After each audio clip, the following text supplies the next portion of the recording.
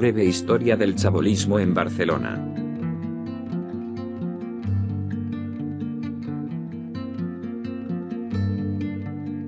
En Barcelona, como en otras ciudades, se les denominaban barrios informales a los barrios bajos o a los asentamientos humanos marginales, poco salubres y frecuentemente formados por personas excluidas socialmente. El chabolismo o barraquismo estuvo asociado a oleadas migratorias que vinieron a Barcelona durante las transformaciones urbanísticas, grandes acontecimientos nacionales e internacionales, y a las celebraciones de importantes eventos.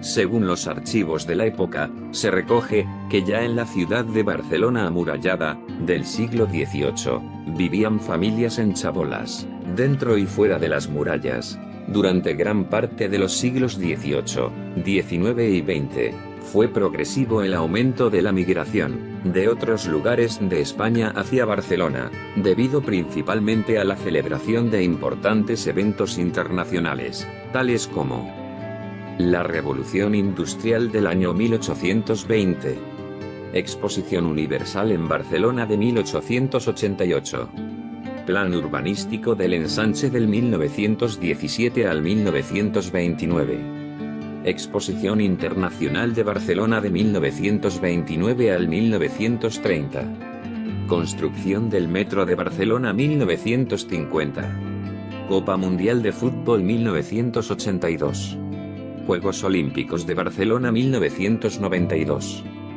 Fórum Universal de las Culturas 2004, y Terminal T1, del Aeropuerto El Prat en 2004.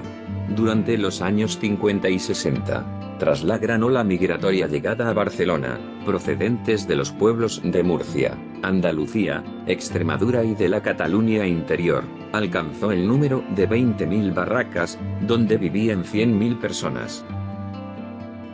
El mayor asentamiento del chabolismo era sin duda el de Montjuïc, pero con una presencia también importante en otras zonas de la ciudad, como la playa de la Barceloneta, Llacuna, Somorrostro, Trascementiri, El Gas y Pekín, El Bogatel, Campo de la Bota, Marbella, La Perona, Casa Antúnez, Magoria, calles Rocafort y Entenza, próximas al Matadero y a la cárcel Modelo, y en las proximidades de las colonias agrícolas, habitadas principalmente por inmigrantes de Murcia, Andalucía, Extremadura y de la Cataluña interior.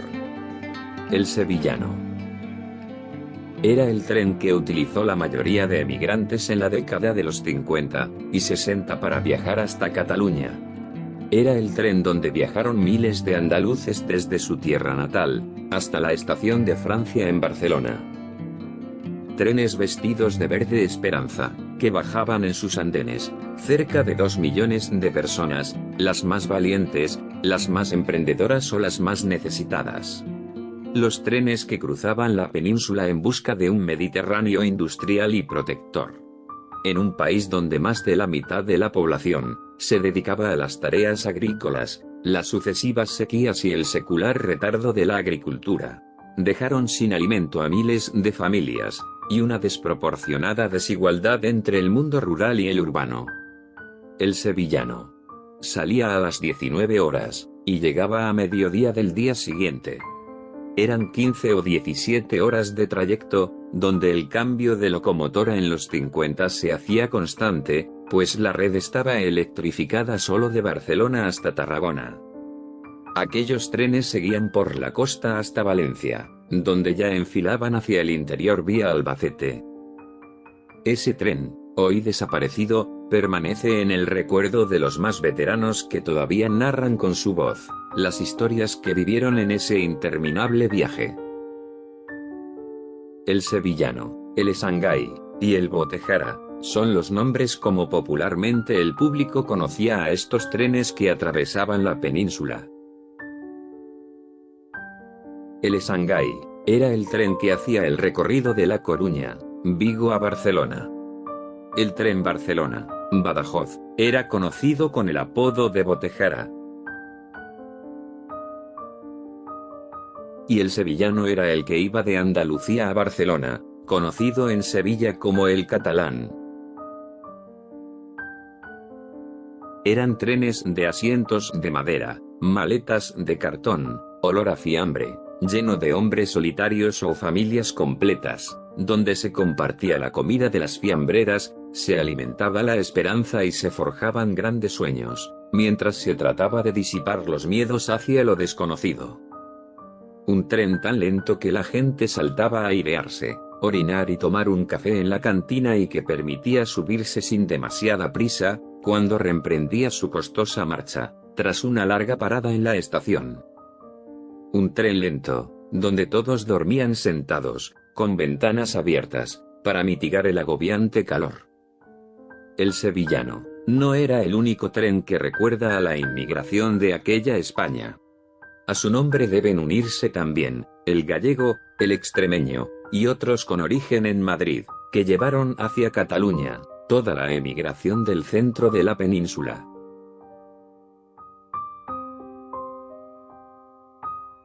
El derribo de Chabolas. En 1928, se dieron las órdenes para el derribo de barracas, realizándose en el asentamiento de la zona de Montjuïc. Más tarde, por el año 1952, el franquismo volvía al realojo parcial del Montjuïc, la Barceloneta y las zonas donde más tarde se construiría el campo de fútbol, el Camp Nou. El grueso de las barracas que quedaban fueron desapareciendo a principios de los años 70 y las últimas se convirtieron en polvo, con las nuevas construcciones relacionadas con los Juegos Olímpicos. En el año 2004, se inauguró el Museo de Historia de la Inmigración de Cataluña, para rendir homenaje a la generación protagonista de las migraciones de otros lugares de España hacia Cataluña.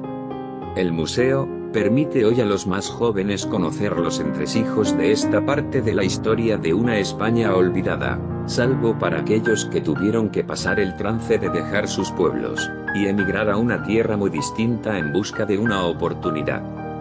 Muestra uno de los vagones del tren El Sevillano, donde en sus 12 compartimentos, se escenifica cómo se hacía el viaje en aquella época y de cómo acercó a miles de andaluces a Cataluña. En la actualidad, todavía existen más de 77 nuevos asentamientos de chabolas, relacionados con los inmigrantes extranjeros del África subsahariana, de etnia gitana, procedentes de Rumanía, y de otros países del este de Europa. El reto es mantener el vínculo de este colectivo con los servicios sociales, para garantizarles las necesidades básicas, sobre todo a los niños. El presupuesto municipal destinado a estos asentamientos se multiplica cada año.